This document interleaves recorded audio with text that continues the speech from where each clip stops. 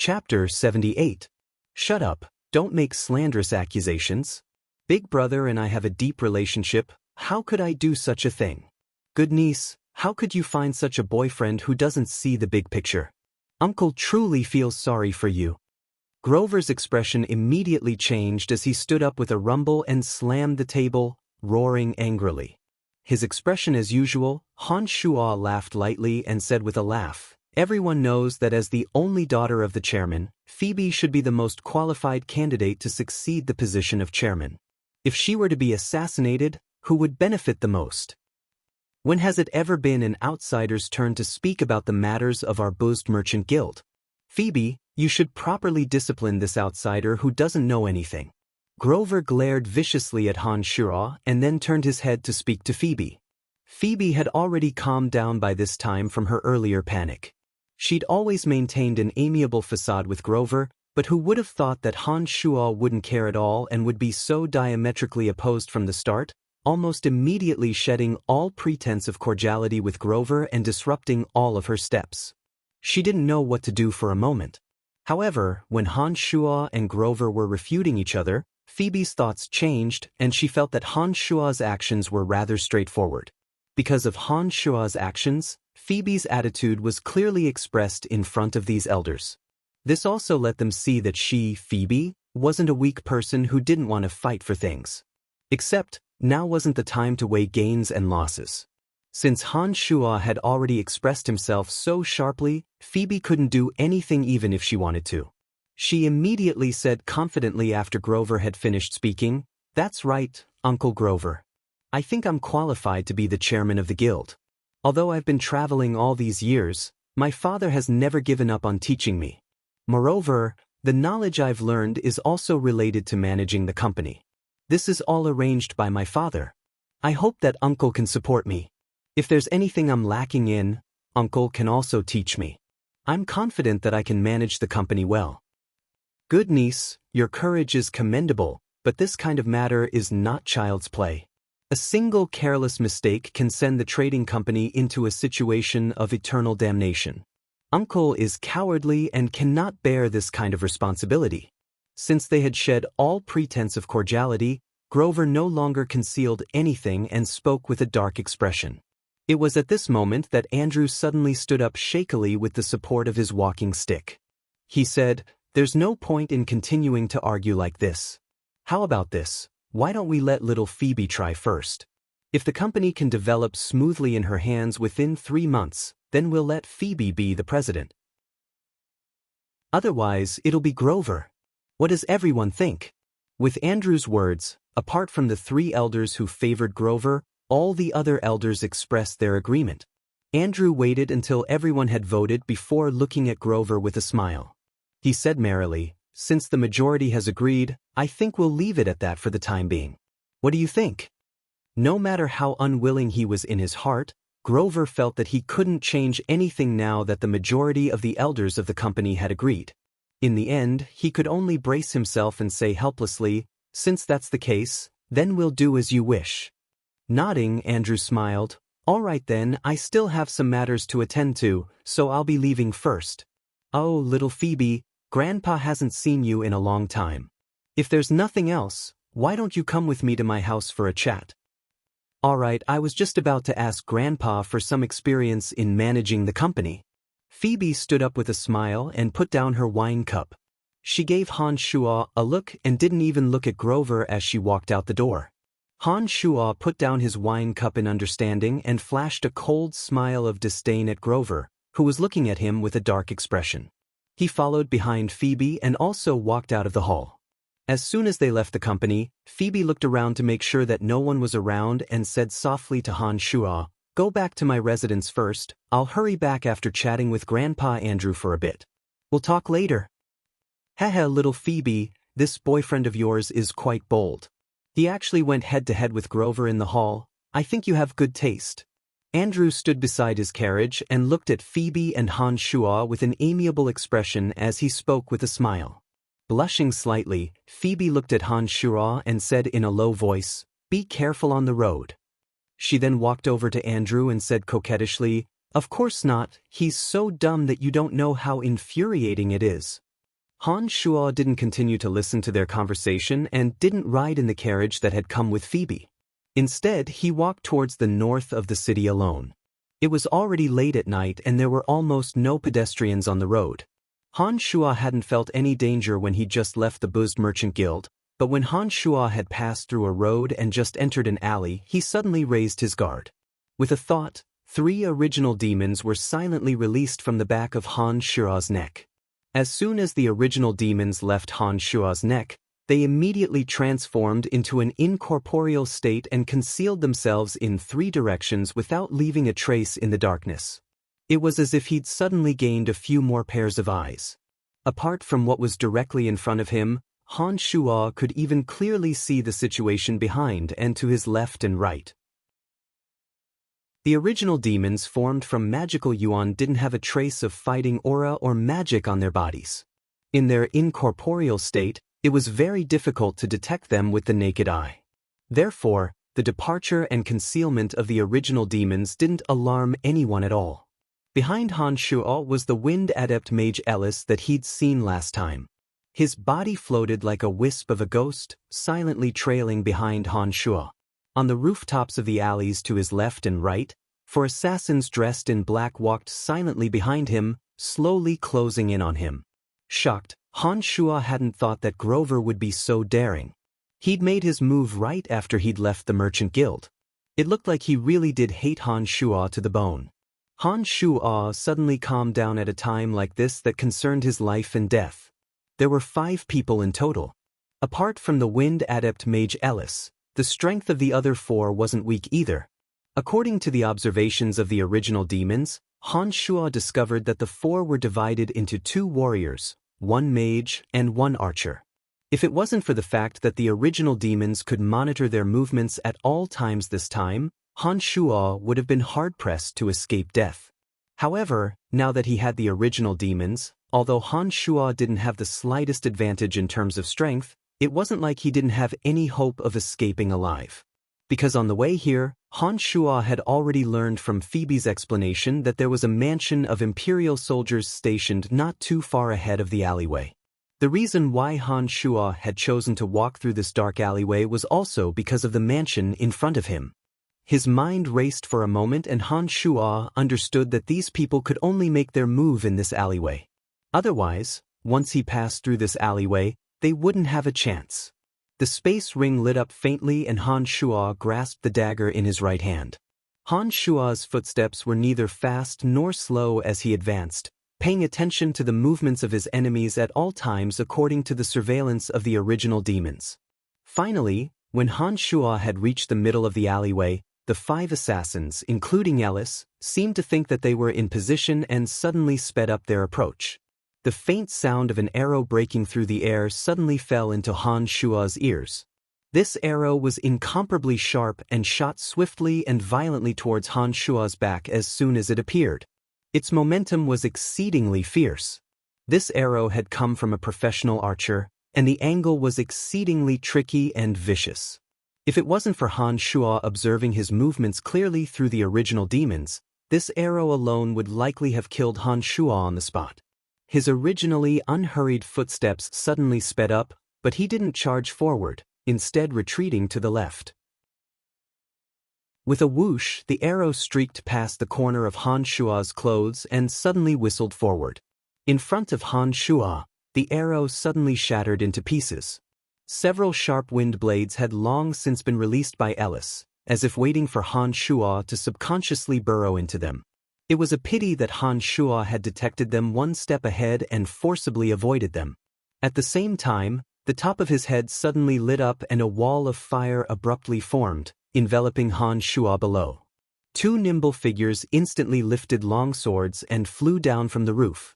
Han Shuo could see the light and dark green fighting aura clearly under the illumination of the wall of fire. Suddenly accelerating, Han Shuo's speed soared in a flash and he suddenly circled around from the left, then avoided the obstruction of Ellis' wind blades and flew towards the exit of the alleyway. Han Shuo had just left his original spot when the wall of fire came crashing down. The place where he'd been standing before was filled with sparks. No matter how they imagined it, They didn't know that Han Shuo had already clearly seen their deliberate concealment through the original demons. They'd originally thought the attack to be absolutely accidental, but Han Shuo had already seen it all. This was why the first wave of attacks from the 5 of them with extraordinary strength had all failed. We can't let him leave this alleyway alive. Alice's gentle voice had purposefully become sharp and suddenly rang out at this moment. The archer and the other fire mage stood on the rooftops on both sides of the alleyway. As soon as Alice's words had landed, they acted at almost the same time. 3 arrows were grabbed by the archer and placed on his longbow. With a whoosh, they shot out swiftly and violently towards Han Shuo's forehead, back, and thighs. Another wall of fire suddenly formed in front of Han Shuo, forcibly blocking off Han Shuo's path and forcing Han Shuo to take a detour. Otherwise, it would be difficult for him to escape the burning of the wall of fire. The 2 swordsmen who just landed took advantage of this moment to quickly approach with their swords raised. They were only 10 meters away from Han Shuo. Alice's feet didn't touch the ground as he also swiftly rushed over from behind, obviously intending to leave Han Shuo here. His body tilting, Han Shuo changed direction again and circled to the right, intending to go around the wall of fire and rush out of the long street. A few wind blades came whistling over. All of this was within Han Shuo's expectations. The dagger in his hand quickly waved, and 5 wind blades were chopped away by Han Shuo's dagger. However, 3 of the wind blades still slashed past Han Shuo's thigh and arm. Han Shuo had only been hit by 3 wind blades because he'd known beforehand that Alice had set up wind blades here. Otherwise, if more than 10 wind blades had struck his vitals, he probably wouldn't have been able to take another step forward. Braving the injuries to his thigh and arm, Han Shuo rushed out of the attack of the wind blades and evaded the wall of fire and flying arrows at the same time. He dashed towards the entrance of the alleyway like lightning and had already escaped the second wave of attacks. He was about to rush out of the long street. Right at this moment, a mournful scream suddenly tore through the silent sky. Han Shuo, in the midst of running, suddenly discovered the archer with the aid of the original demons. The longbow in his hand had been broken in 2, and fresh blood was dripping from the corners of his mouth as he fell limply from the roof. Phoebe stood proudly with a long sword in her hand where he'd just been. Phoebe, you're actually a sword master." The hooded Ellis had forgotten to change his voice due to his excitement. He used his original voice and exclaimed in surprise. Then, without calling for the others, Ellis' rapidly charging body abruptly stopped. He abruptly turned around and fled at an even faster speed to the back. Phoebe snorted coldly and didn't chase after the fleeing Ellis. After all, if a wind mage ran with all his might, it was indeed very difficult to catch up to him. Waving the long sword in her hand, Phoebe, standing majestically on the roof, landed lightly on the 2 warriors below.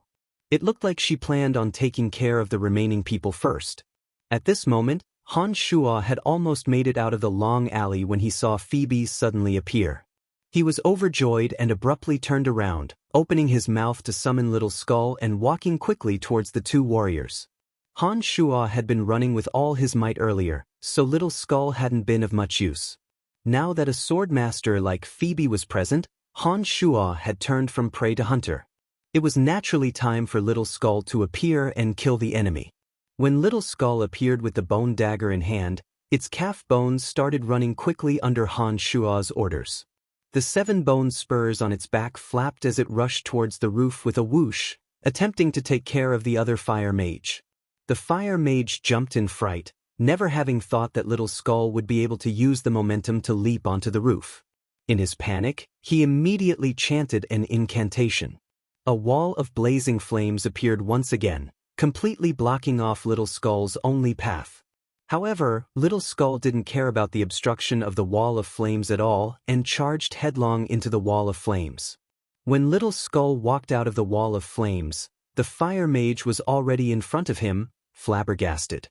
It waved the bone dagger in its hand and turned the fire mage into a beehive. Chapter 79. There were only 2 swordsmen left, one senior swordsman and the other journeyman warrior. Just Phoebe alone was enough to make it hard for the two of them to escape death. Han Shuo, turning around, only sped up the speed of their deaths. With a flash of his space ring, Han Shuo took out a crossbow and inserted an arrow into it. He was already facing one of the swordsmen. Just as they suddenly retreated and wanted to escape, Han Shuo's crossbow had already been fired, shooting towards the back of the senior warrior's heart. The senior swordsman who had turned around and planned to escape had no choice but to turn around and block the arrow, but by the time he'd shattered the crossbow arrow shot by Han Shuo, Phoebe was already standing in front of him. The little skull who'd killed the fire mage held a bag in his left hand and jumped down from the roof with a whoosh. The skeleton shook for a bit and was already standing in front of another journeyman swordsman with his sword. When Han Shuo walked over with a cold smile, the two swordsmen suddenly slashed their own necks with the long swords in their hands and fell to the ground. These are the people of Shadow Ghost. If they know that there's no way out, they'll choose to end their own lives. Phoebe shook her head and put the sword in her hand back into her space ring, frowning as she spoke. At this moment, the little skull arrived in front of the two corpses and began to loot their bodies with practiced ease. When he'd hung two more bags in his left hand, he picked up the bone knife and walked happily towards Han Shuo, handing a total of 3 bags to Han Shuo.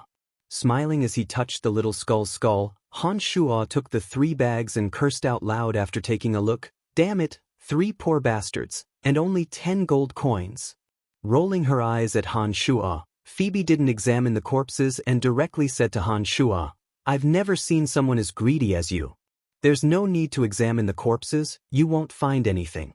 The people of Shadow Ghost don't bring anything important when they go out to do things, so just give up, they won't bring you any wealth." Hearing Phoebe say this, Han Shuo cursed again and chanted an incantation to send the little skull away. He then grinned and said softly, "Didn't you leave with Andrew? Why are you suddenly back? You're hurt?" Phoebe was startled and immediately walked towards Han Shuo. She revealed a worried expression when she saw that Han Shuo's body had been slashed by the wind blades.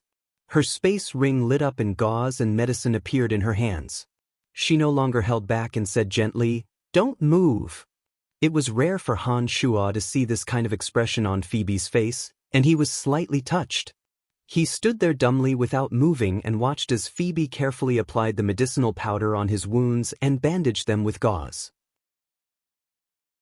When Phoebe was done, she finally tugged at Han Shuo and exhaled softly, "You've picked a good place. There are 2 large mansions around this alley, and the people from both families are gone. No one came out despite the fierce fighting here, so it looks like the houses haven't been sold yet. However, we can't stay here for long. Although the security here isn't very tight, there will still be soldiers patrolling the streets every once in a while. We should leave as soon as possible." "Let's go." Han Shuo agreed and left with Phoebe, hurrying towards the northern part of the city. He asked along the way, "Right, you still haven't told me why you suddenly came back." Seeing that there was no one around, Phoebe furrowed her brow and said in a low voice, "In Grandpa Andrew's carriage, he told me that Grover has been doing business with the barbaric orcs recently. He actually sold the Empire's weapons to the orcs. This matter has too many implications, and the Empire will never let him go once they find out. If I take control of the Merchant Guild, Grover definitely won't be able to conceal this matter. Therefore, he won't wait for me to take control of the Merchant Guild and will certainly kill me before that. Otherwise, once this matter is exposed, Grover will find it difficult to escape the Empire's punishment no matter how strong he is. After I found out about this, I knew that he would definitely kill you first. I was worried about you, so I left Grandpa Andrew midway and came to find you." Nodding, Han Shuo said, "So that's how it is. No wonder that Grover wants to kill us so quickly. It looks like as long as you have this bit of evidence, Grover will die without a doubt." "That's right." Phoebe smiled coldly and thought for a moment. She sighed and said, "However, now that Alice knows of my strength, I think Grover will definitely think of another way. The next time there's an assassination attempt, I think even I will have a hard time dealing with it." Han Shuo knew that his own strength was limited. If he couldn't even deal with Phoebe, then he likely wouldn't be of much use. The only thing that could help Phoebe was his sensitive senses for assassins. After thinking for a moment, Han Shuo said, I'll leave for a moment and come find you when my injuries have healed. Grover is our common enemy now, I know what to do. All right, but don't return to the academy no matter what. Since Grover knows of your identity, you'll face great danger if you remain in the academy for the next few days. Phoebe mused for a moment and said to Han Shuo. Nodding his head to indicate that he understood, Han Shuo told Phoebe to be careful and left by himself. The 3 original demons accompanied him from beginning to end. They didn't discover any other activity until Han Shuo arrived at the cemetery in the mountains behind the academy. After returning to the cemetery of death, Han Shuo first practiced a bit of magical yuan. Under the circulation of magical yuan, Han Shuo's wounds had a cool feeling and the pain was greatly reduced. It was already noon the next day after he slept. Now that all the ingredients had been gathered, Han Shuo impatiently left the cemetery of death and headed towards the dwarf village. He planned on having the dwarf village chief, Calvin, forge the demon's lair edge for him. The dwarf village was within a small mountain valley and there were enormous trees covering the front of the village. If it wasn't for the fact that Han Shuo had followed the dwarves here before, he really would have found it difficult to discover where they lived. Now that Han Shuo was familiar with the road, he arrived at the dwarf village in a short while. After passing through the enormous trees, a dwarf standing guard in front of him held a sharp axe in his hand. When he saw Han Shuo, he immediately called out in a friendly voice, "Oh, good friend, you've come again." Following behind the dwarf, Han Shuo passed through a small shrubbery path and finally arrived at the dwarf village. Calvin, Bennett, and the others who had come upon hearing the news all came out to welcome Han Shuo with smiles on their faces. Fine wine was served after a while. The dwarves lived in the small wooden houses they'd built themselves, and some also lived in hollowed-out tree holes. There were only 100 or so dwarves in this village, and women and children made up the majority. Only 60 or so of the able-bodied men could truly fight. After spending time together, Han Shuo had already won the sincere friendship of the dwarves. They were quite generous to Han Shuo, and every time Han Shuo came over, they would welcome him with fine wine and meat, making Han Shuo quite moved. Han Shuo, how did you find the time to come over this time? Calvin chuckled as he greeted Han Shuo. Taking out the materials that Phoebe had prepared from his space ring, Han Shuo handed them over to Calvin. Elder, these are the materials that were prepared according to your requirements. There's enough black iron ore as well. Can you see if you can forge a weapon for me? Calvin took the materials that Han Shuo had handed over and carefully examined them, saying with pleasant surprise, "Yes, of course I can. It's a happy thing for us to have enough materials to forge a good weapon. Don't worry, Han, we'll start work tomorrow and we'll be able to forge a weapon for you in about a week. You'll be sure to be satisfied." Han Shuo truly breathed a sigh of relief when he heard this guarantee and immediately expressed his sincere gratitude to Calvin. The low complaints of a few dwarven women traveled in from the distance. Han Shuo's ears were quite sharp and he couldn't help but pay attention to their conversation. "AI, it's almost winter. We won't be able to secure our food in the snow, and the village chief has already taken out his stored rations to entertain the guests. I don't know how we'll get through the winter if this continues." "That's right. A few days ago, I heard that those damned ogres appeared in the vicinity again. It looks like these ogres are going to plunder again in order to get through the winter. If they discover our village, then we'll have to move again. I really don't know when these days will come to an end." Han Shuo heard every word of the dwarven women's conversation. Han Shuo was a bit moved. It looked like the lives of the dwarves weren't as easy as he'd imagined. But even so, they always brought out the best food to entertain Han Shuo whenever he came over. This made Han Shuo feel quite apologetic. After thinking for a moment, Han Shuo sighed lightly and said to Calvin, "Elder, do you not think of me as a friend?" "Han, why would you say that? Could it be that we've done something wrong?" Bennett, who had a good impression of Han Shuo, was the first to exclaim in surprise and look at Han Shuo in confusion before Calvin could open his mouth. Shaking his head, Han Shuo sighed, "Why do you worry about food and the ogres, but not tell me you're friend?" "Han, it's because we're good friends that we don't want to trouble you. In addition, because of your help, we've already obtained a lot of ore. We can forge many weapons with these ores. We won't have to be afraid of those ogre villains this year. Calvin sighed in relief when he heard Han Shua's words and responded with a smile. No, since the elder is willing to take out the village's winter rations for me, I have to do something as a friend. Don't worry, elder, I'll head to the human society and help you resolve your winter rations problem. Apart from these, I can help you deliver anything else you need. How can that be? Although we're friends, we can't trouble you. We also want to purchase these items from the human society, but we'll have to pass through a long stretch of the dark forest to get there. Not only will we be attacked by magical creatures, but we may also run into adventurers with ill intentions. That's why we have to stay here. Han, I know that if you help us purchase these items, it'll cost you a lot of gold coins. We can't trouble you like this. I think if we work a bit harder, we'll be able to make it through this winter. Calvin said.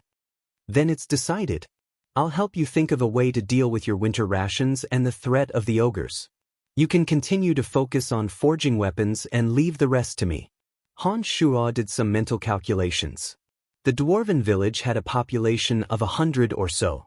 According to the amount of food stored in the space ring, he'd be able to bring all the food they needed to the cemetery of death after a few teleportations.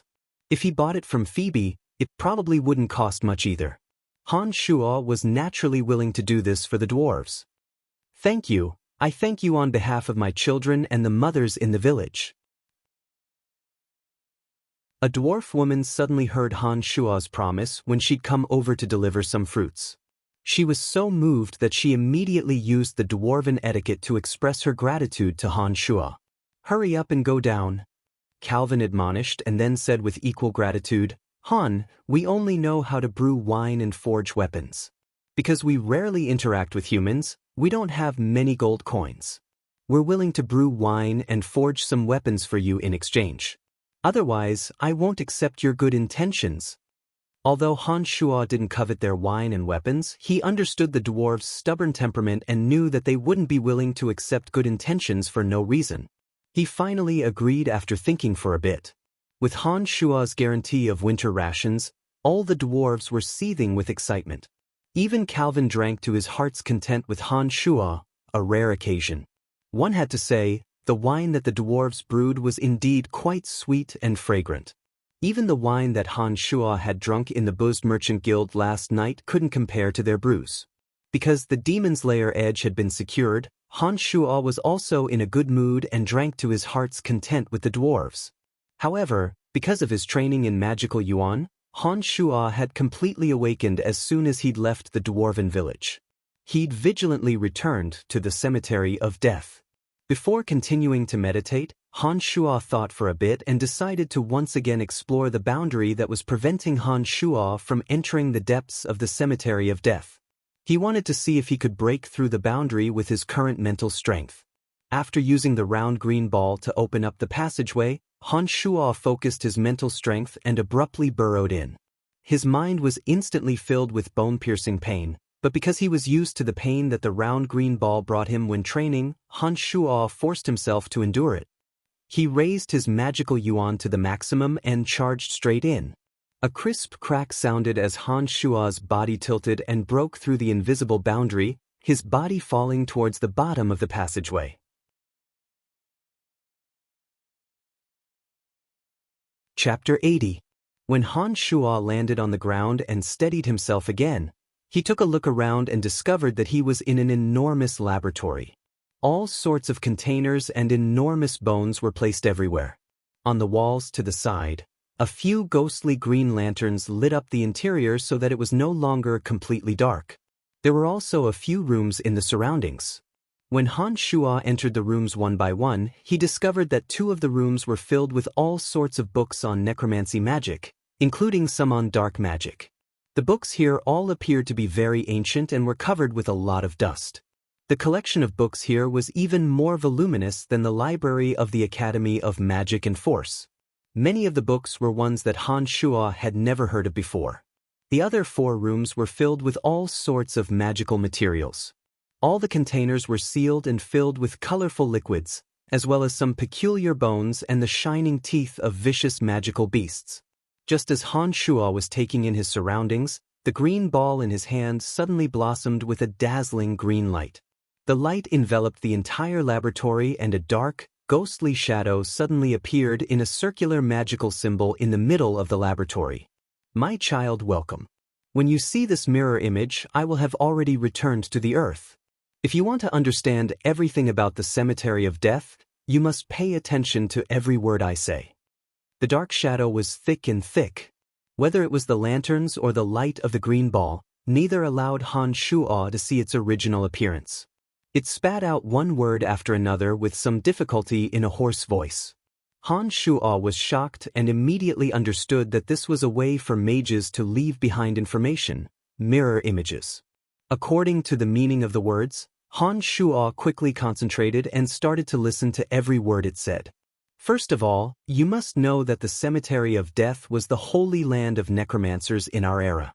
It symbolized the pinnacle of necromancy magic. The cemetery of death can be moved. As long as you can control everything here in the end, you will discover that you possess a terrifying city. The faint voice continued to narrate. Han Shuo focused his attention and listened to the voice's slow narration. When the voice said, "You can still see me on the next level," the dark shadow suddenly disappeared without a trace. Apart from the large-scale magical matrix on the top floor, the laboratory and library on this floor, there were 2 floors below the cemetery of death. If one wanted to completely grasp all the secrets of the cemetery of death, they had to reach the 2 floors below together. From the dark shadow's words, Han Shuo understood that the cemetery of death was actually a moving castle, and a castle with boundless power. This greatly shocked Han Shuo. The green ball was the key to the cemetery of death. It contained the necromancer's evil mental brand. Apart from necromancers with necromancy aura of death, ordinary people who obtained this ball would not be able to escape its corrosion and would ultimately turn into a senseless zombie. Although Han Shuo was only a magic apprentice, he still had the aura of a necromancer. Fortunately, he had not been assimilated by the curse. However, because his mental strength was too weak, if it wasn't for the help of his magical yuan, he would likely have been unable to escape death if he had rashly used his mental strength to explore. The miraculous magical yuan was different from any energy in this world. It had actually helped Han Shuo. When Han Shuo's mental strength had invaded his brain, it had unimaginably helped him increase his mental strength. Han Shuo had continuously reaped great rewards amidst the inhuman pain. This was something that even the creator of the round ball would not have imagined. The information that Han Shuo had obtained from the dark shadow's narration was limited. It seemed that a more in-depth explanation existed on the 2 floors below. Han Shuo mused silently for a moment and once again entered the room where the magic books were stored. Magic books were the crystallization of necromancy magic, products from the peak of necromancy magic. These were priceless treasures to Han Shuo. The Babylon Academy of Magic and Force already had a very large collection of books, but there weren't that many books on necromancy magic. Moreover, many of them were only books on basic and intermediate magic. There were very few books on more advanced necromancy magic. In the 2 rooms, Han Shuo flipped through the magic books that were already covered in a thick layer of dust. He couldn't help but sigh with emotion. The magic books here were much higher in quality and quantity compared to those in the Babylon Academy of Magic and Force. 3 of the magic books were called Necromancy Magic. They were divided into upper, middle, and lower volumes and placed in the most conspicuous places. These 3 volumes had obviously been given special treatment and were stored in a magic container. They looked as new as ever and would not be damaged even after tens of thousands of years.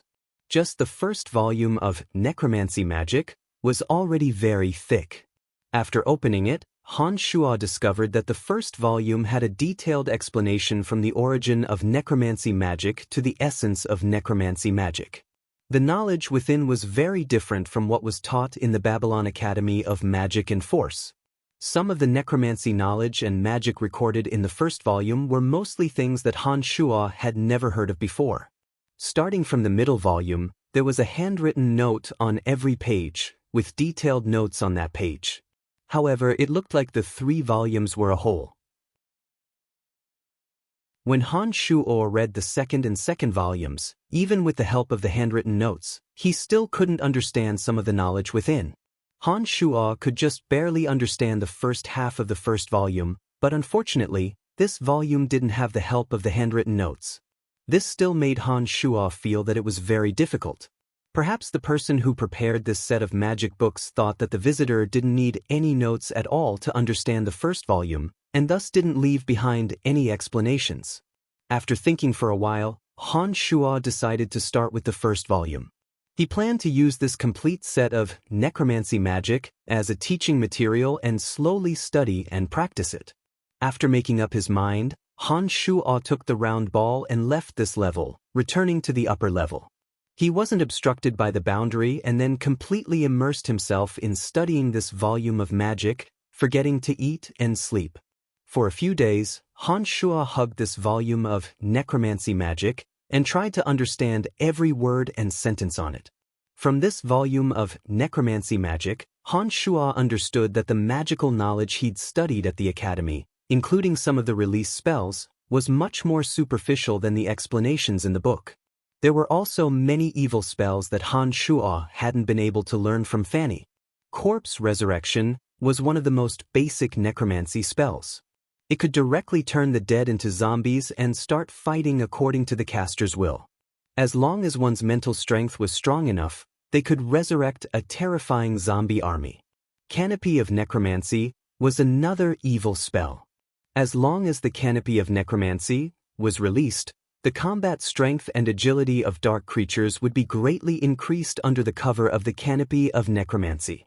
The enemy would be very uncomfortable under the cover of the Canopy of Necromancy, and their combat strength would be greatly reduced. There were quite a few spells like Corpse Resurrection and Canopy of Necromancy in this volume alone. It was said that these spells had been lost for a long time and that the necromancers of today had no way of grasping them. However, there were detailed records in this volume of necromancy magic. Han Shuo understood that he had picked up a priceless treasure this time. If this book of necromancy magic were to circulate, perhaps it would immediately change the current situation of necromancy mages, greatly increasing the strength of necromancy mages. The terror of necromancy mages would also reappear on the continent. After studying for almost 10 days, Han Shuo was either meditating or studying this volume of necromancy magic. Corpse Resurrection was a type of elementary spell, but it was a pity that Han Shuo couldn't practice it without a corpse.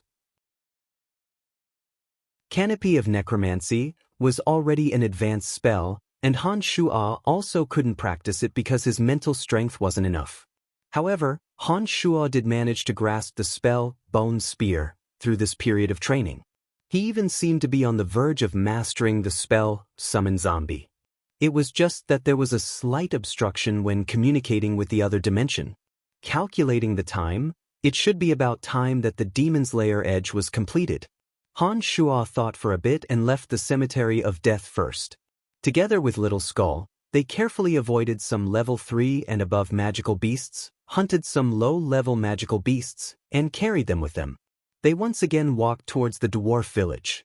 Halfway through their journey, just as Han Shuo was about to enter the dwarf village, he heard the sound of weapons clashing. Han Shuo was shocked and suddenly increased his speed, shuttling through the bushes with Little Skull, heading straight for the source of the sound. Dozens of ogres and close to 100 goblins were holding weapons and attacking the dwarves from all sides. The dwarves had brand new weapons in their hands. Their weapons were much more advanced and sharper than those used by the ogres and goblins. In particular, the goblins were wielding simple knives, forks, and clubs, which broke into many pieces when they clashed with the dwarves' weapons. It was because of their advanced weapons that the dwarves, who were at a complete disadvantage in terms of numbers, had been able to hold out until now. Not far behind them was the dwarf village. There were women and children who had no fighting ability there. Therefore, for the safety of the village, they couldn't even retreat into the village, lest the women and children be exposed and endanger the safety of the women and children. When Han Shuo saw this scene, Han Shuo was instantly enraged. His crossbow was already in hand as he ran. Whoosh whoosh whoosh. A few crossbow bolts tore through the air as one ogre and 2 goblins were shot to death. Little Skull seemed to have sensed the anger in Han Shua's heart.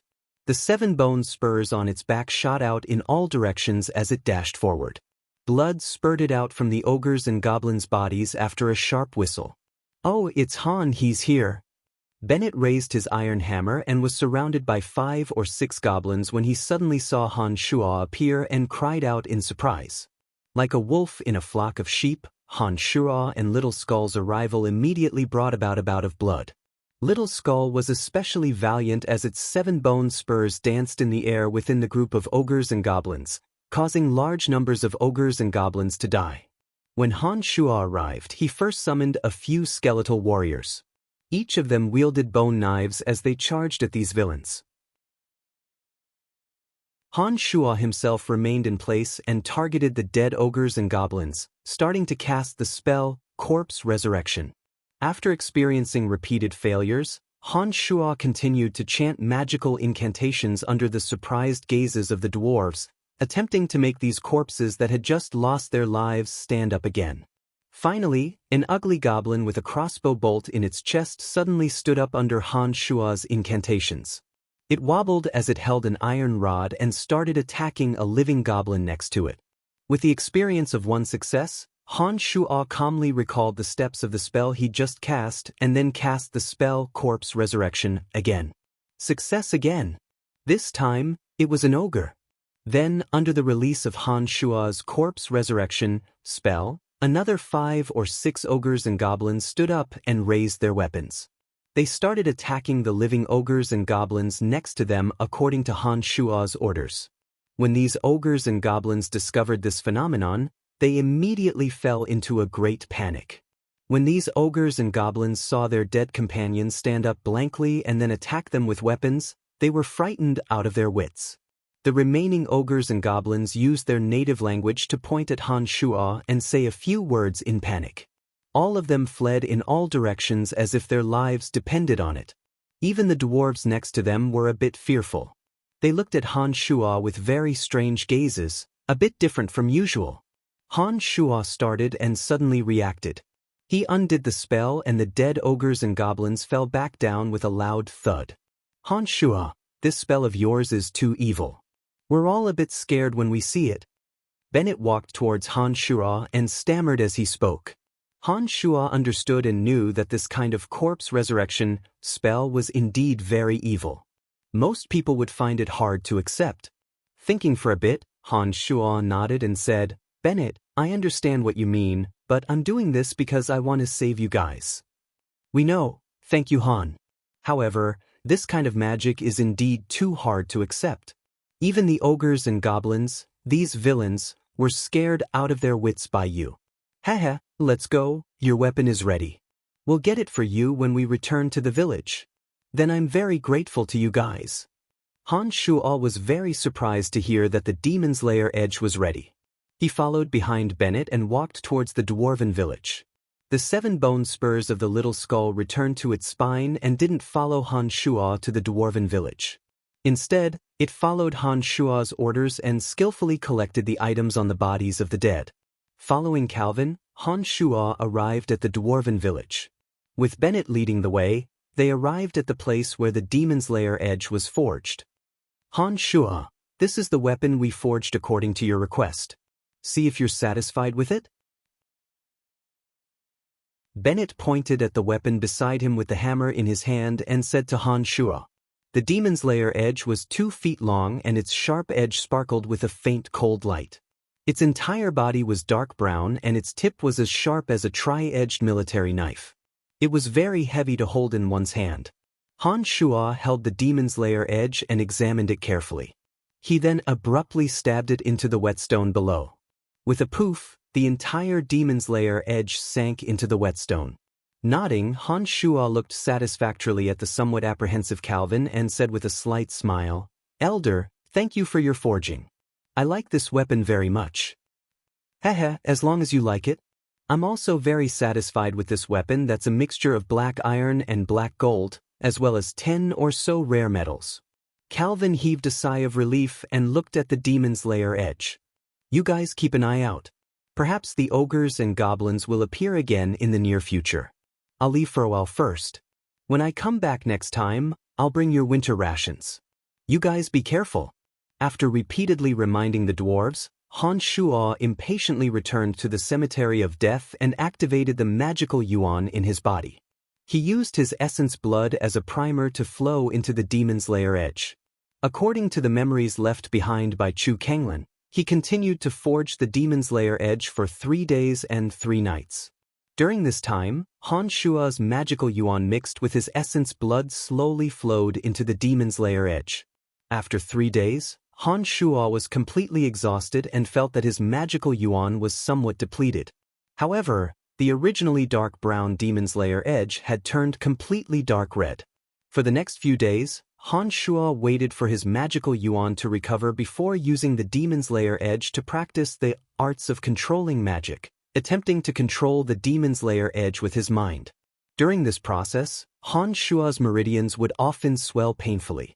On this day, relying on the enormous impact of the waterfall, Han Shuo gritted his teeth and continuously used his magical yuan to refine all the meridians in his body. Suddenly, his entire person sank into a trance. Without realizing it, Han Shuo slowly woke up and discovered that he had actually fallen into a deep pool at some unknown time. When Han Shuo walked out of the icy pool, he suddenly discovered that the demon's lair edge was missing. He was shocked and hurriedly tried to find the demon's lair edge. Just at this moment, a dark red light suddenly shot out from the pool and flew straight towards Han Shuo. Han Shuo thought that it was a dangerous attack and was about to dodge when he discovered that an indescribable feeling rose up in his heart. It was as if there was a faint connection between him and the dark red light that shot towards him. Han Shuo stared blankly for a moment before a thought flashed through his mind. The abruptly awakened Han Shuo's heart moved. The dark red light that had shot towards him suddenly danced in the air according to Han Shuo's will. After that, Han Shuo sensed a swimming fish in the deep pool. A thought surfaced in his mind and the fish was instantly pierced through by the demon's lair edge. "It looks like I've succeeded." Han Shuo opened his left hand and the demon's lair edge shot out from the water and landed in the center of Han Shuo's palm with a whoosh. Under the circulation of the magical yuan, the speed of the mystical glacial spell fire was much faster than usual. Han Shuo was once again shocked and suddenly discovered that threads of cold air were leaking out from the demon's lair edge in his left hand under the infusion of the mystical glacial aura. Because the demon's lair edge was facing the deep pool, a layer of ice had already formed on the surface of the pool water that was emitting cold air. After the magical yuan had circulated around his body once, Han Shuo discovered to his surprise that the speed of the magical yuan flowing through his body was many times faster than usual. This was the case for all of the meridians in his body. There was no longer any feeling of stagnation anywhere. This made Han Shuo wildly excited. This was because he knew that this was the sign of breaking through to the channel opening stage and reaching the molded spirit stage. Han Shuo was gratified to know that after experiencing several life and death battles, as well as the sleepless days of magical training, he had finally broken through again. Now that Han Shuo's demonic arts had improved again and he'd obtained the demonic treasure, the demon's lair edge, Han Shuo felt that it was time to leave the cemetery of death and thoroughly eradicate the threat of Grover. Walking out from the cemetery in the back of the mountain, Han Shuo didn't immediately go find Phoebe.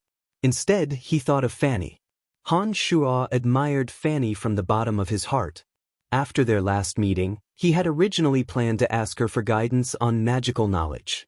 Unfortunately, because he had obtained the black gold ore from Phoebe, he couldn't wait to return to the cemetery of death.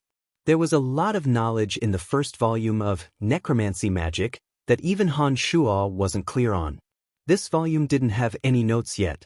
As an adept mage in the Necromancy Major, Phoebe should have a higher level of understanding. Therefore, Han Shuo had long since noted down the questions that he didn't understand and planned on taking the opportunity to ask Phoebe again.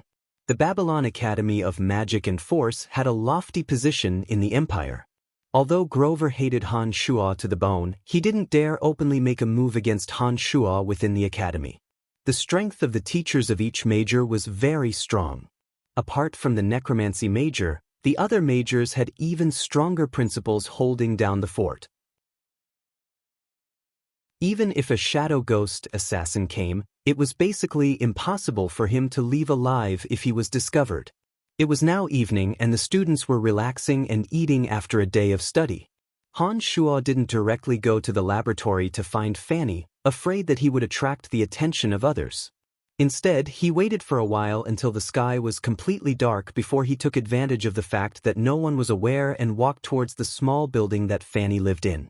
Han Shuo had stayed in the necromancy major for so long, and because he especially admired Fanny, he had naturally long since found out where Fanny lived. Taking advantage of the dead of night, Han Shuo easily identified the direction and walked directly towards the teacher's dormitory that Fanny lived in.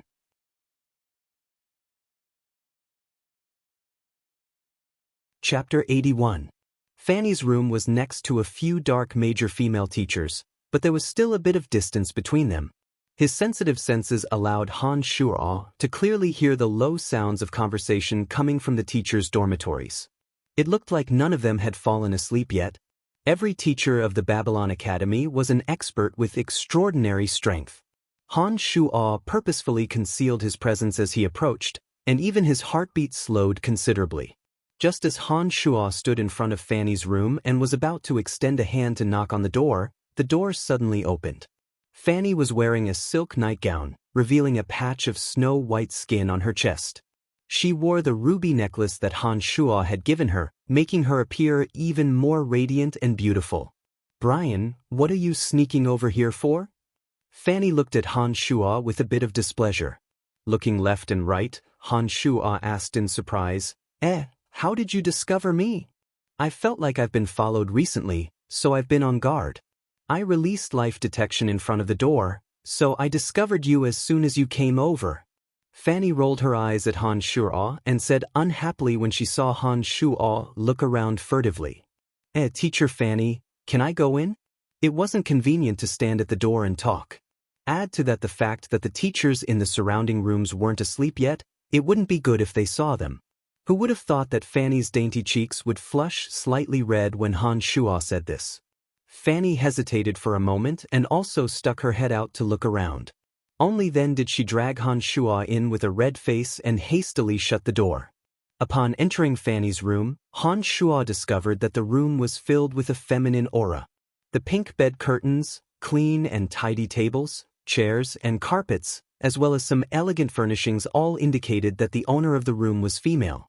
A thought suddenly struck Han Shuo as he remembered that in his original world, young girls wouldn't easily allow unfamiliar men into their rooms. Every girl's room was the window to her soul. If one didn't receive her approval, they absolutely wouldn't be able to enter. Han Shuo's heart rippled as he looked at Fanny with a fiery gaze. "What are you looking at? Where have you been these days? There will be a test in half a month. You must come and participate, otherwise the school has the right to expel you." Fanny glared fiercely when she saw Han Shuo's fiery gaze. She then thought of something and turned her back on Han Shuo, removing the ruby necklace from her pure white neck.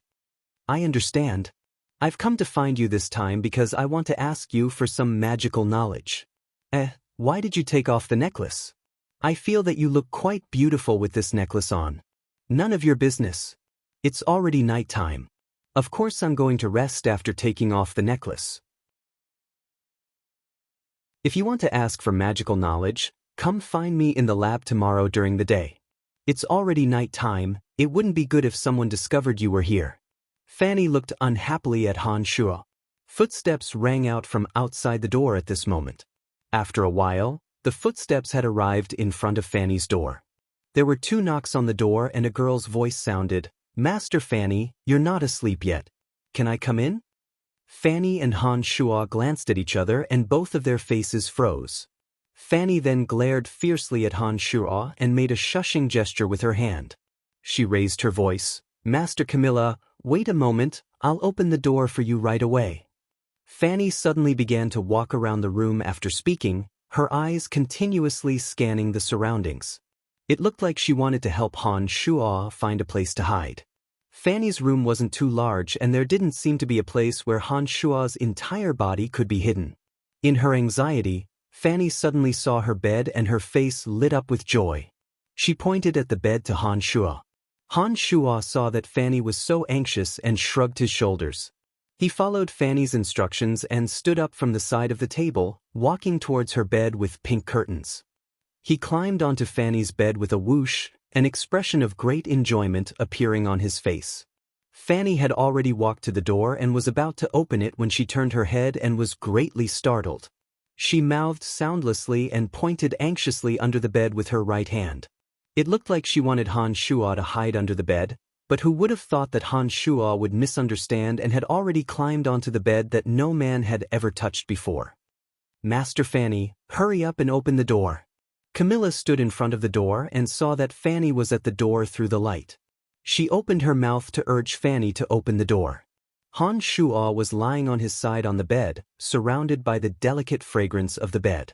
He ignored Fanny's anxious hints and smiled as he opened the curtains, covering himself with Fanny's fragrant thin blankets. Fanny ground her teeth in anger at Han Shuo's current actions, but Camilla kept urging her to open the door. Fanny had no choice but to open the door and pretend to be calm as she responded with a smile, "Master Camilla, why have you come to find me so late at night?" Camilla was an adept mage of the Dark Major. She was already middle-aged and her looks could only be considered ordinary. When she walked into Fanny's room, she walked over to the table and sat down. She opened her mouth and said, "Your necromancy major actually suppressed the light major in the last Dark Forest trial. This gave us a lot of face. Our major will also be going out to train soon. I've come to ask you for some secrets." "What secrets?" It was pure luck that our necromancy major was able to hunt those magical creatures this time. "Master Camilla, you've been in the Dark Major for many years and have led students to train many times. You should have quite a bit of experience. I think you're asking the wrong person." Fanny kept feeling uneasy when she saw Camilla in the room.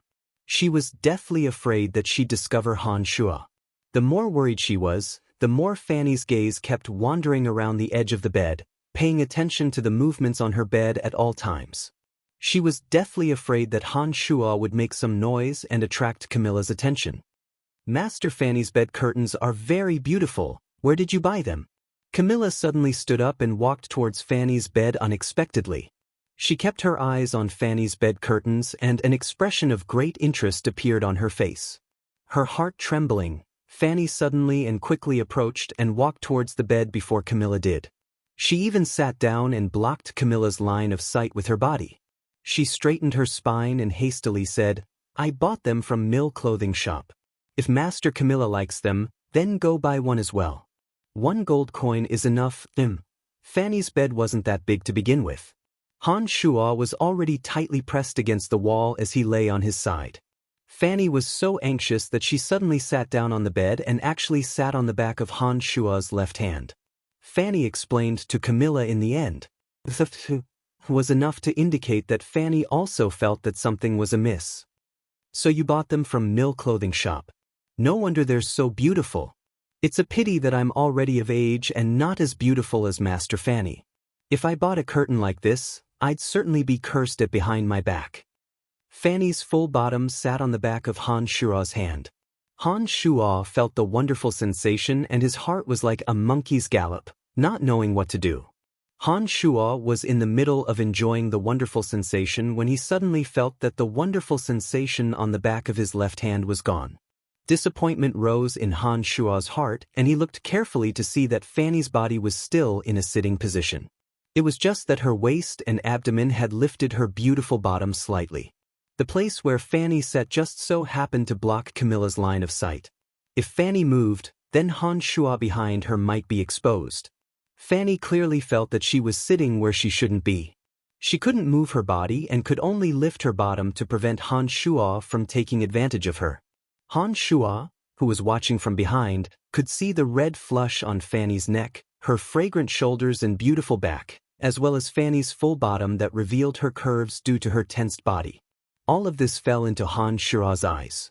Han Shuo didn't know what Fanny and Camilla talked about after that.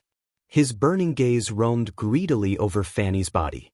As a mage, Fanny maintained the difficult horse stance. Her body trembled slightly after a while. She didn't know if it was because she couldn't bear it anymore, or if she felt that Han Shuo had already withdrawn his hand from that area. Fanny's body relaxed and her bottom sank as she sat down again. A softening came from Fanny's mouth again. Han Shuo, who had flipped his hand over to face his palm, had his palm pressed down by Fanny's bottom this time. He bent his fingers slightly and scratched an extremely sensitive area of Fanny's buttocks, immediately causing Fanny to cry out unbearably. "Master Fanny, what's wrong? Your face is so red and your body is boiling hot. Are you sick? Let me take a look for you?" "No, it's nothing. Master Camilla, if there's nothing else, you can leave first. I'm tired and want to rest early." Fanny raised her trembling bottom as she spoke, wanting to stand up from the edge of the bed. Han Shuo had been enjoying the beauty of Fanny's full, smooth bottom. When he saw that he'd lost the sensation, he subconsciously reached out a hand and caressed the area where Fanny had just raised a little, Fanny's bottom. Fanny, who had been about to stand up, suddenly trembled. Her body uncontrollably sat down again due to the violent stimulation. Her bottom completely swallowed up Han Shuo's messing around left hand. What is it? Master Fanny, there's something wrong with your body," Camilla said anxiously and then flipped open the bed drapes, wanting to put down the absent-minded Fanny. She suddenly saw Han Shuo's burning gaze and let out a startled cry. This cry roused the absent-minded Fanny. Suddenly coming to her senses, Fanny hastily stood up and paid no more attention to Han Shuo. She hastily explained, "Master Camilla, he's my student and has come to ask me questions. I was afraid that you'd misunderstand, so I told him to hide." "Master Fanny, you don't need to explain. This is your private matter." "Heh, no wonder you've refused the good intentions of so many young people, even ignoring Jean. So this is what's going on. Your relationship has actually developed to the stage of sleeping together. I'm quite surprised. Master Fanny, I'm sorry that I've disturbed your fun. I'll leave right now." Camilla cried out in surprise and walked straight outside after apologizing in an odd voice. Fanny's heart was extremely flustered and she continuously tugged at Camilla, seeming to want to clarify things. However, no matter how she explained, Camilla's expression remained ambiguous and she displayed an expression of understanding. She chuckled as she walked out of Fanny's room. When Camilla left Fanny's room, Fanny stood in front of the door and anxiously circled the table. She suddenly thought of something and abruptly charged at Han Shuo, who was still lying on the bed, baring her fangs and brandishing her claws. She opened her mouth and yelled, "Damned Brian, I won't forgive you today." Fanny had already leapt onto the bed as soon as she'd finished speaking and began punching and kicking at Han Shuo as punishment. Her little fists rained down on Han Shuo's chest. As a mage, Fanny had no way of using her fists and feet to attack and cause any harm to Han Shuo. However, when he saw the agitated Fanny's twin peaks jiggling as she waved her little fists and her long, snow-white thighs that were revealed because her dress had been lifted a bit after she'd gotten onto the bed, Han Shuo was completely intoxicated. He first reached out his hand to stop her, then Han Shuo couldn't contain his excitement and pushed Fanny down like a fever in his head. He used his strong body to completely press down on Fanny's well-rounded and perfect body, saying repeatedly, "Master Fanny, calm down, calm down." Han Shuo yelled for Fanny to calm down, but pressed Fanny beneath him. His chest felt Fanny's firm twin peaks, his chest pressed tightly against Fanny. As Fanny struggled, the friction between their bodies caused Han Shuo to gradually lose himself. Han Shuo's face was completely red, and his eyes revealed a fiery light that made Fanny feel afraid. When Fanny couldn't move and was completely pressed under Han Shuo's body, Fanny could only see Han Shuo panting heavily. His eyes were red and filled with naked desire as he stared at her, but his mouth kept saying, "Calm down, calm down." Fanny couldn't help but feel angry. He was clearly more impulsive than anyone else, but he actually told her to calm down. Her hand was getting more and more painful, and she couldn't move no matter how she struggled. Fanny watched as Han Shuo gradually approached, and her heart was filled with anxiety. She kept softly saying, "Damn it, hurry and stop, or I won't be polite."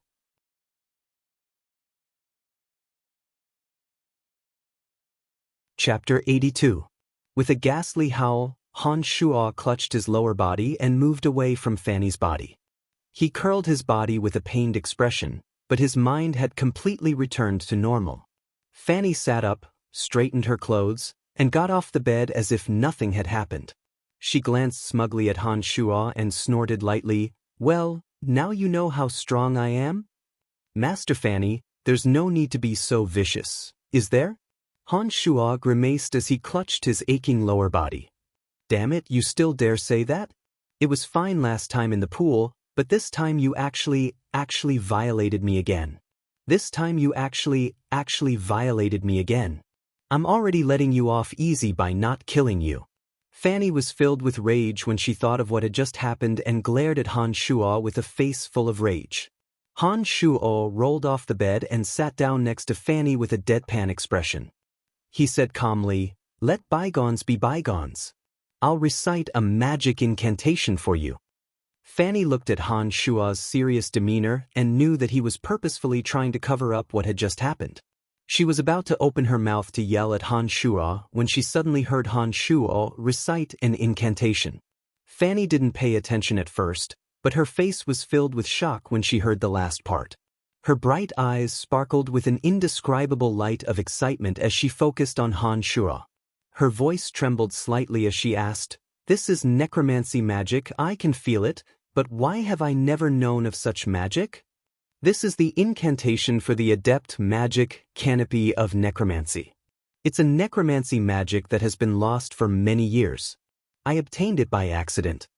Han Shuo slowly explained when he saw Fanny's wild, joyful expression. "Just what is going on? Tell me clearly. Are there any other lost necromancy magic spells? Tell me quickly." Fanny, who had been immersed in necromancy magic, had long since forgotten her previous anger when she heard Han Shuo recite the long-lost ancient incantation from his mouth. She hurriedly asked Han Shuo about it. Heaving a sigh of relief in his heart, Han Shuo thought calmly for a moment before nodding. "There's also an evil corpse resurrection spell that I stumbled upon. Master Fanny, you should understand that this is the lost magic of our necromancy major, so I need you to keep it a secret for now." Fanny was not stupid. When Han Shuo said this, Fanny immediately understood what he meant. She nodded her head like a chick pecking at rice and kept urging Han Shuo with her eyes. Han Shuo then carefully described the incantations and gestures for corpse resurrection and canopy of necromancy to Fanny. He then took out some of the unsolved knowledge and started asking Fanny one by one. Fanny was overjoyed and had long since forgotten Han Shuo's rudeness towards her.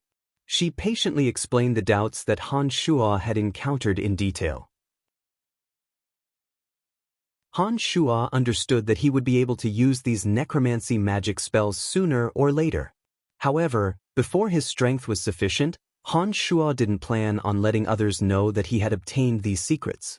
Fanny was an adept mage of the necromancy major and the target of Han Shuo's admiration. Add to that the fact that Han Shuo knew that Fanny was a hard-mouthed but kind person and was very concerned about him, he didn't plan on keeping it a secret. After all, there was some magical knowledge that Han Shuo had to ask Fanny in order to comprehend. Unknowingly, Han Shuo stayed in Fanny's room and chatted until late at night. Fanny, who was previously excited, started to yawn continuously. When she discovered that it was already late at night, Fanny reached out to cover her mouth and yawned. She said lazily to Han Shuo, "It's getting late, I'm going to rest. I've explained all these questions to you, you should go back to the dorms and rest." "Oh, that's right, you haven't stayed in the dorms that I've arranged for you, have you?" Nodding, Han Shuo got up and walked towards the door. Just as Han Shuo was about to push open the door and leave, Fanny suddenly opened her mouth and said, "Brian, don't think that I've forgotten the bad things that you've done to me. However, if you can study hard and graduate from the necromancy major a bit faster, maybe I'll forgive you." Han Shuo was stunned and stopped at the door. He turned around to see Fanny looking at him with anticipation. Fanny's expression was solemn as she said seriously, "Brian, with your talent, this isn't a difficult matter. As long as you're willing to work hard, you'll definitely become a very powerful necromancer and obtain everything that you want." "Does that include Master Fanny?" Han Shuo subconsciously opened his mouth to ask. Fanny's heart suddenly trembled as she looked at Han Shuo, looking at her with a dazed expression. Her cheeks suddenly flushed red and she flew into a rage out of humiliation.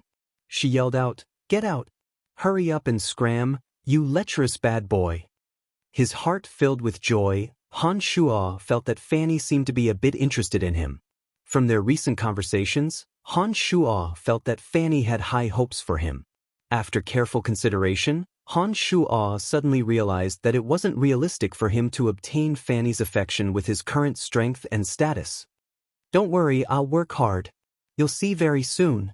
Pausing in front of the door, Han Shuo spoke in a low voice and left in the darkness. After leaving Fanny's room, Han Shuo didn't return to the dormitory that Fanny had arranged for him. This was because there were people watching the door to the dormitory, and the rooms inside were close to each other. Han Shuo didn't want to be discovered by others in order to avoid attracting the attention of Shadow Ghost and Grover. Especially when Han Shuo had heard Fanny mention that she felt as if someone was following her.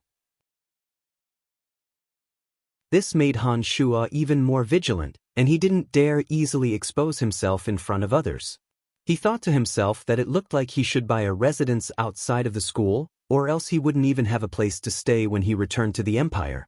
If he had his own private residence, then he wouldn't have to go to the cemetery behind the academy to activate the magical matrix every time. Just as Han Shuo was silently thinking and walking to the side of the dark major library, he suddenly heard the sound of pages flipping. This made Han Shuo's heart abruptly jump, and he immediately and soundlessly hid himself in the shadows of a corner around the library. With a slight movement of his neck, the three original demons flew out soundlessly and snuck into the library in the middle of the night.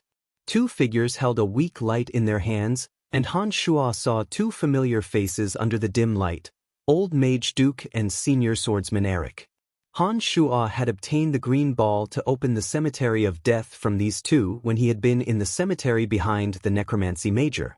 The confident Eric had thought that Han Shuo would die without a doubt if he struck out with a sword filled with fighting aura, which was why he hadn't examined Han Shuo's body. Han Shuo hadn't thought that he would be able to see these two again after a few months in the Dark Major's library. Be careful, there are many strong characters in this Babylon Academy of Magic and Force. Don't alarm others, or we'll be in big trouble. Duke saw that Eric's movements were too large and immediately admonished him softly. "I still haven't discovered anything. There aren't any records of the Eye of Darkness in some of the Necromancy Major's books." Eric's movements were a bit more gentle as he complained lowly. "The Eye of Darkness is the key to opening the Cemetery of Death.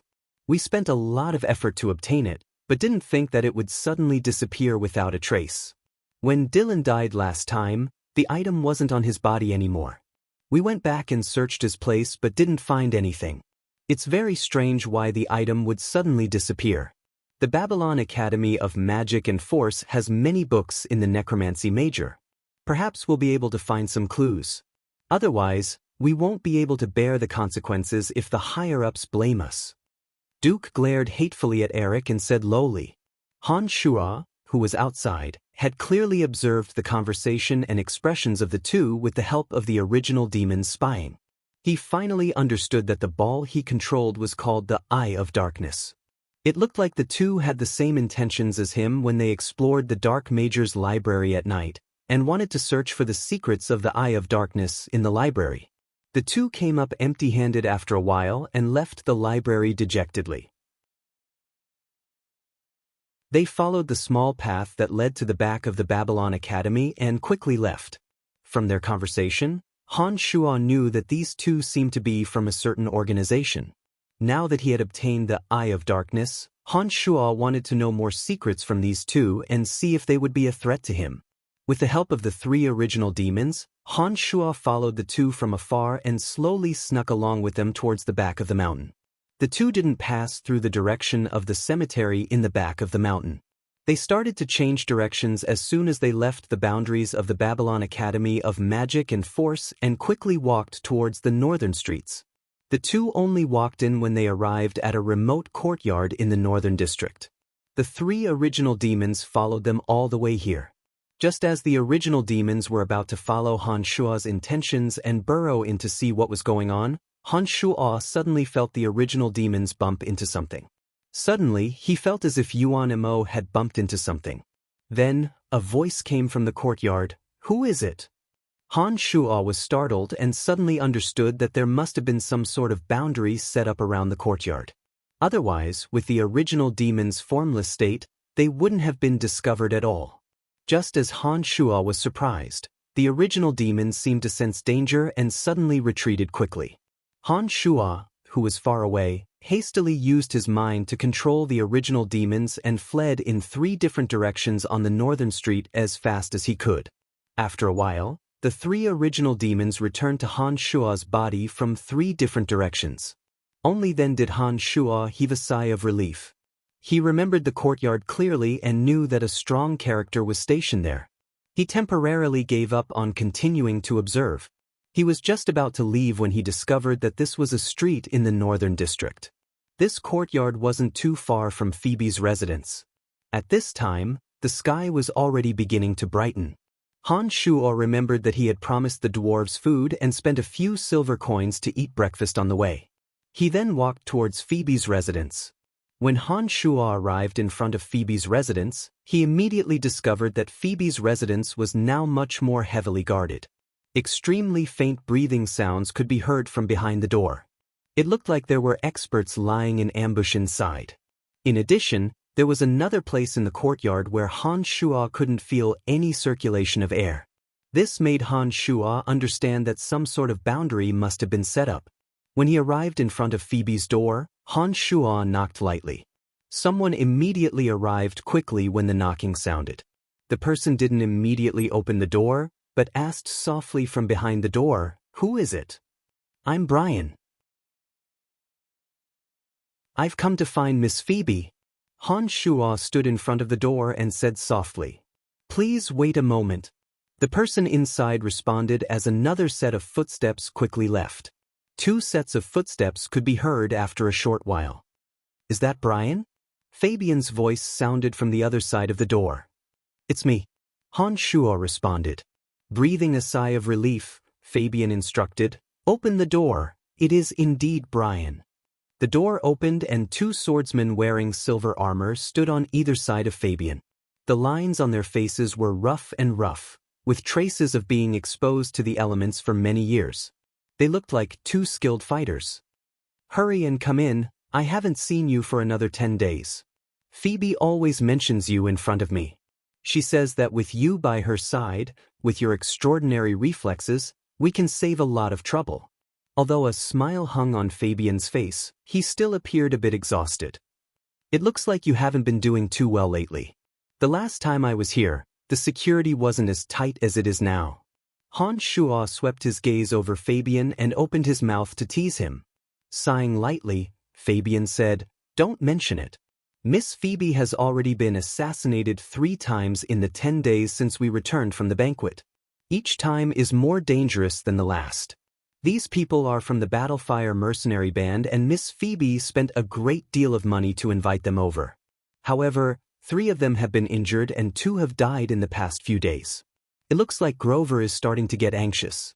It's just that we're in more and more danger now."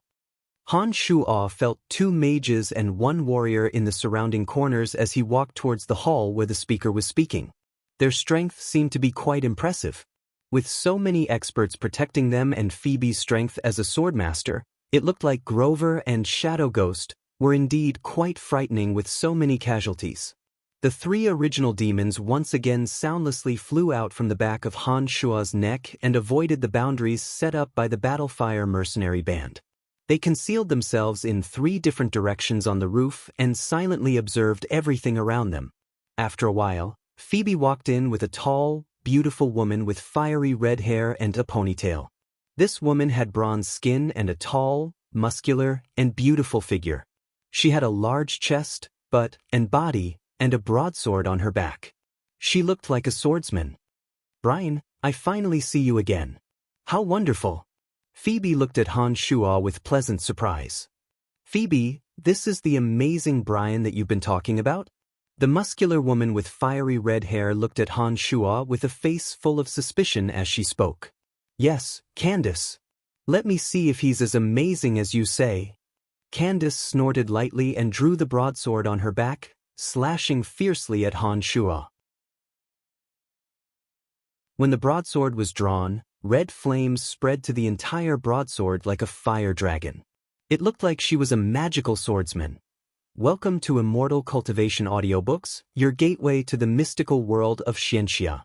Dive into legendary tales of martial arts, spiritual growth, and immortal ascension. Here, we bring you full-length English audiobooks of the best Wuxia and Xianxia stories, from young prodigies to ancient sect wars. Perfect for fans of Against the Gods, Martial World, and tales of demons and gods.